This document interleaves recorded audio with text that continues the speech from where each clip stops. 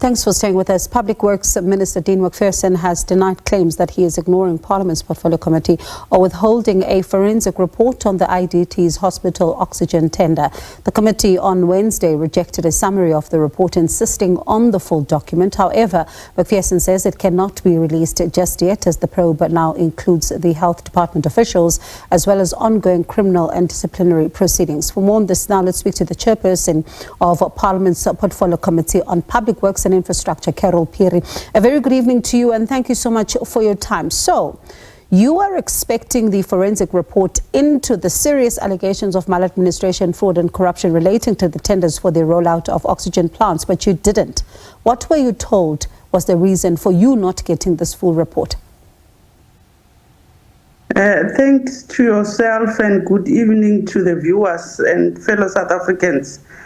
Yes, indeed, we rejected the report on Wednesday based on the fact that when we wrote to the minister, we said we needed a forensic report, but the minister could not submit the forensic report. They gave us a report that they have extracted from the forensic report as they had. To them, it's what you have just explained earlier, that the minister says they are still having a further investigation with the officials of health. But our request never included the part that are you still extending the scope. We said they must submit what has been submitted to them by PwC.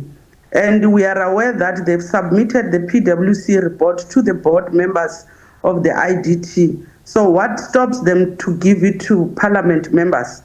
If they want to extend the extension, or they still think they are under investigation, they were supposed to request us to be given the report in camera, where we don't include your good self as the media house. But as members of Parliament at the portfolio, we are eligible, and we are feeling that we have been undermined. We need to be given the report, and we do our own observation. If they've extended the scope, we did not request what they've extended, but we are requesting for a report that has been submitted to them, that is in their hands currently. And I suppose then, what flows from that would be the question, and what the Deputy Minister has raised to say that let this be heard in camera, because there are certain processes that are currently unfolding, including the Minister himself saying that as well. So is this for you a real request or concern to say, let's hear this behind closed doors, or do you get a sense that they could potentially be stalling to give you this report? What is going on? What are you sensing? No, if they are willing to give us a report, yes, we are going to accept the request as has been made by the Deputy Minister, and we'll do the processes of applying to Parliament through the Speaker to be granted the opportunity to sit in camera without the media. We're not going to reject that. And if they are not giving it to us, then there's something else. If they've managed to trust the board, what is it? What stops them to trust us as members of Parliament?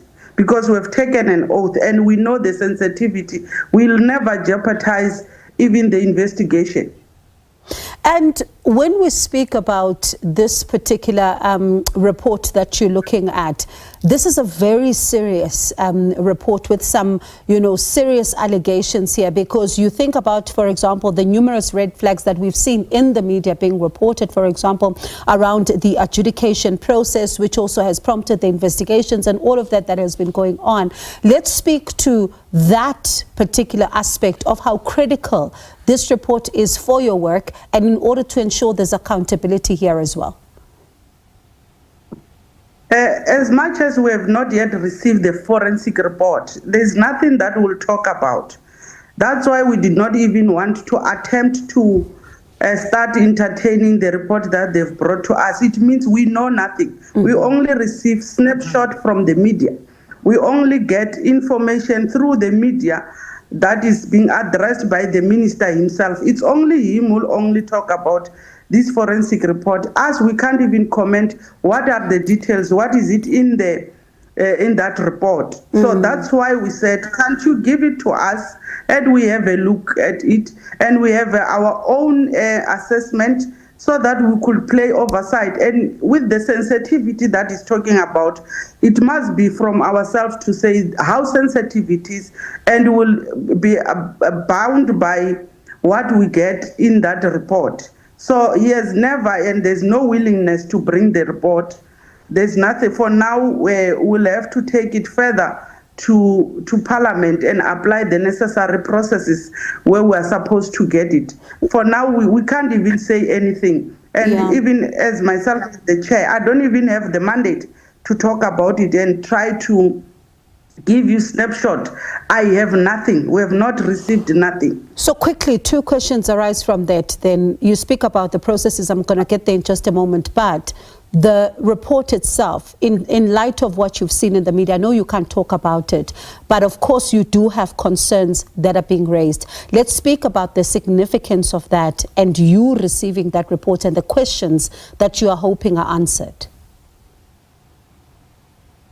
It's difficult to, if the minute I start to speak about what I've seen in the media, it does not represent the committee at all. Mm-hmm. I must talk and I'm eligible to comment about what the committee has resolved. Okay. So if I start to give my own view, it's no longer the view of the committee.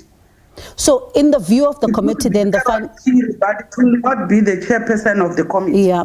As a final question, then, as the chairperson of the committee, what have you been mandated to do? Because you speak about processes. What are these processes that are to unfold now in order for you to get this report that you're looking for? On Wednesday, we have agreed as a committee that the chairperson must write to the speaker in trying to get intervention and try to force the minister to bring the report to Parliament. And there are processes. Yes, I was also mandated to write to the Public Service Commission for it to intervene as well, because even though it can be a report about the IDT, but it also concerns the public funds. It's about the public. South Africans also deserve to understand and get the main view of what is happening at IDT and also in the department as a whole. So there are issues. The mandate is that I must write to the speaker and request also to send a letter to the Public Service Commission. If we exhaust all the means and we can't get, there are other means that must be a last resort according to the Constitution. That will come to that point when we have exhausted all the necessary steps in Parliament. So I suppose then we'll catch up with yourself then next week to see if that letter has been written and then what follows in terms of the processes. But thank you so much for talking to us and giving us a sense of what happens now in terms of the processes, because it is quite important. And as you say, you can only comment as soon as you are able to have that report. Appreciate your time this evening. That was the Chairperson of Parliament's Portfolio Committee on Public Works and Infrastructure, Phiri.